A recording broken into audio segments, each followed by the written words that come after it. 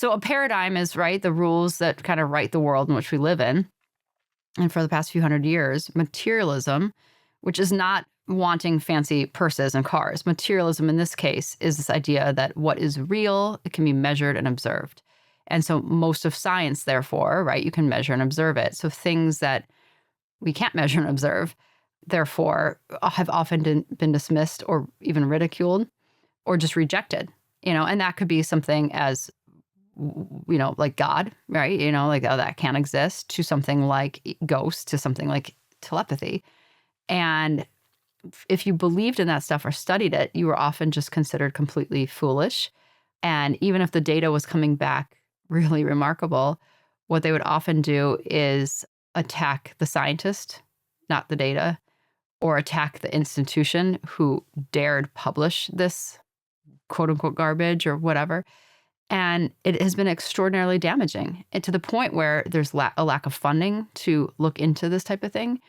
There's a lack of willingness to put your neck on the line if you are a scientist or a researcher or a parent or teacher who is witnessing this every day all over the world. And so materialism has had a grip on all of us, not just by like how our worldview has come together, but in what we feel we can talk about and still feel smart, right? Like there is that thing that I think many people who are like, I'm really smart. I listen to NPR and I could never say that I believe in God or that I believe in this. Like I would feel foolish, or it just made people feel dumb or gullible or silly, or you can't be educated or well read if you believe in this stuff.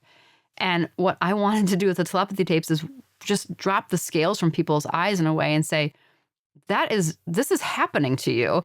This is not the world you live in. This is the world you're being told you live in. And any real serious scientist would tell you, we don't know where consciousness comes from. We can't explain many, many things. We can't explain what gravity is and where that comes from. So, and quantum physics has, I think, opened the door for people, which is the study of things that are very small. And when we've been studying things extremely small, they're not obeying the same rules in which the rest of the world lives by. So one of the major points, I just want to drop this and then it'll help everything else come to clarity for people, is that, when we talk about this in the telepathy tapes, that materialism, most of it's right? The idea like biology and physics and math and psychology and the ways that we understand our world are great.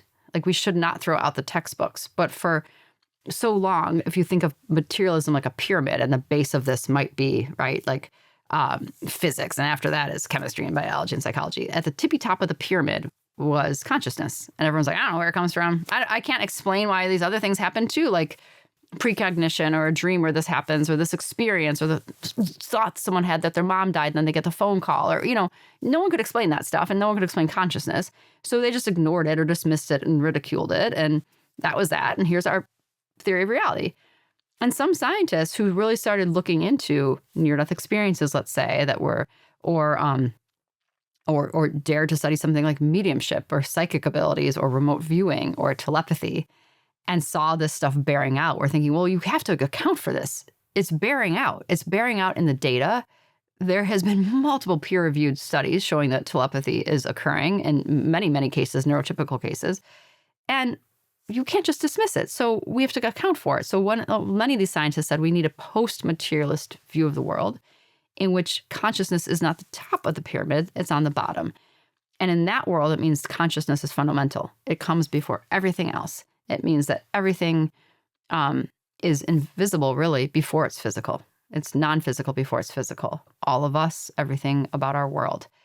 And if we start thinking about the world this way, there are no big question marks left. It accounts for everything. Things like telepathy or a god or precognition or remote viewing. All of this can make sense because if it's non-physical, we're all connected in this very non-physical way.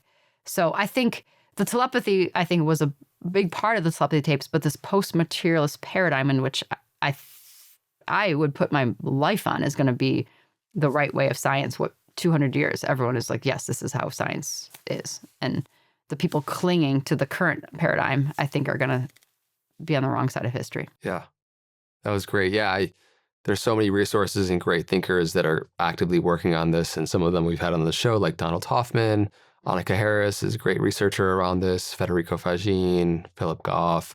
And it's interesting because we look at mystics and sages throughout time and philosophy like Advaita Vedanta, and they speak to how the universe is mental and Hermeticism. And now we're coming to this point where there actually is scientific understanding of the non-locality of consciousness and exploring all these things. Have you heard of the philosophical kind of understanding of Hegel's dialectic? Mm-mm. It's great. So it's like basically, very simply, you have a thesis or like, so it's like a proposition or an idea of a worldview. You have the antithesis, which is the opposition to that. And then you have the synthesis, which is a higher order resolution of both ideas that preserve the truth of both independent things, but transcends the conflict. They see how they're integrated. And so paradox in many ways is actually can be a signature of depth. It's not a failure of logic.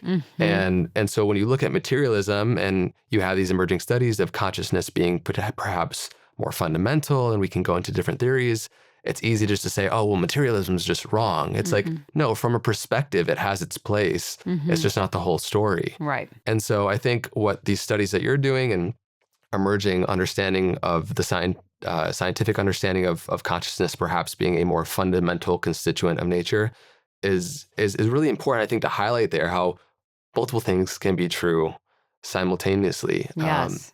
And Niels Bohr, who's one of the founders of quantum mechanics, also has a great quote around this, how he says, the opposite of a fact is a falsehood, but the opposite of a profound truth may very well be another profound truth. Yeah.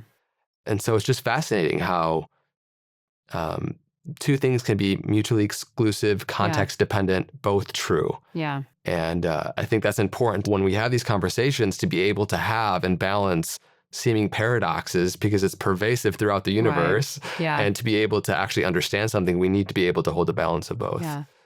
Yeah. I mean, I was just thinking about something because, we've talked a lot about this as we were gearing up to how to really test this well, because when I was going around just trying to figure out proof of concept, do I spend my life for years looking into this? I was just doing tests on my own, like it wasn't, but like, or, filming Dr. Powell's, but we, realized we have to like make this way more airtight. And just kind of to this point, we had a roundtable in Los Angeles a few weeks ago where we brought in scientists from Yale, from UC San Diego, from Tilt. I mean, different groups. Dr. Tarrant was there, Dr. Julie Mossbridge. And I was like, I really want y'all to talk to non-speakers and their families and communication regulation partners and spelling people. So everyone can get on the same page with like how to test, what's ethical, what do the non-speakers want? They should have a seat at the table and what's possible. And boom, let's all talk about this. And there was a scientist there from UC San Diego who said something brilliant, which was just like, one question you all have to ask is, because I think all the parents were like, look, and siblings and anyone that was there was like, we know this is happening. It's not a matter of if for us, it's why. So like y'all are still like looking at proof-oriented research, but all you have to do is ask anyone in this world, and this is the truth. So let's talk about why. And the scientists are kind of like, in order to get funding to put our necks out there, we have to look at the if first and then the why. And like, there's all this different stuff. But one scientist said something so brilliant. She's like, you don't have to test everything in a lab to know it's true. She's like, we understood quite quickly that x-rays were causing damage by looking at the data, by looking at huge amounts of people that were, having radiation issues from having an x-ray. Or there's other things like that where we, can look at a huge group of people and been like, oh, the water's wrong in this area because everyone's getting sick. And let's test their blood. And, we didn't bring one person in and start looking for it. So she's like, there's many ways to do science. And there is something important when there's huge groups of people saying, this is the truth. It's our truth. And who cares if you're on board? Like, this is our truth. And I've just been like my own swirl in my own mind about that of like, when the world is like so far behind and one, it's like almost like a third world country and a first world country where you have this group of individuals who've been systematically dismissed, ignored, abused in many cases. And yet like anyone who knows and loves them knows that they unlock the key to consciousness is quite beautiful. And the idea of like, let's put it in a lab, a one-on speaker at one point. I mean, we're going to do it. We're going to put it in the lab. We're going to do it because everyone else needs it. but the non-speakers don't. You know, one non-speaker once asked me, like, why are people so obsessed with studying this with instruments? How come you haven't tried to prove love? And I was like, okay, that's a very profound question. And you're right. Like, how would you bring love into a lab and prove it? Because I think for a lot of non-speaking individuals, this would be like a reflection of like just deep connection, like utter what humans are meant to do is connect in such an effortless way where you don't need words and all the things that come with words, which is misrepresentation, withholding, sarcasm, lies, white lies, all that stuff, just this most pure thing. And if love is the best superpower in the world that changes how we live and how we move and how we act, like, but we're not trying to test that. I thought they're so beautiful that a non-speaker is like, if you're not trying to test love, why are you trying to test this? Like, it's the same thing. And I just thought that was so beautiful and profound.